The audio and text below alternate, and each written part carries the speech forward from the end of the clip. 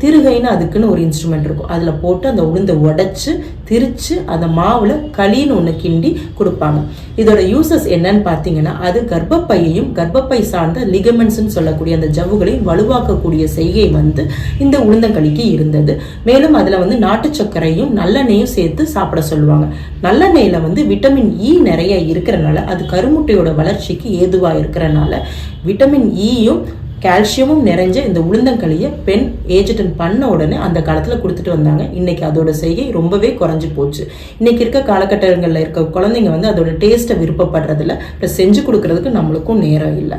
இது பெண்களுக்கு மட்டும்தான் உதவுமானா இல்லை, ஆண்களுக்கு இது பெரிய யூஸ்ஃபுல்லான ஒரு விஷயம். எப்படின்னு பாத்தீங்கன்னா, இன்னைக்கு நம்ம கிளினிக்ல நிறைய ஆண்கள் அவங்களோட ஸ்பெர்மோட எண்ணிக்கையை அதிகப்படுத்துறதுக்காகவும் மொட்டிலிட்டியை அதிகப்படுத்துறதுக்காகவும் நம்ம கிட்ட டயட் என்னென்னு கேட்கும்போது நாங்க சொல்ற முக்கியமான விஷயம், வாரத்துல 2-3 தடவையாச்சும் உளுந்தங்களியை சாப்பிட்டு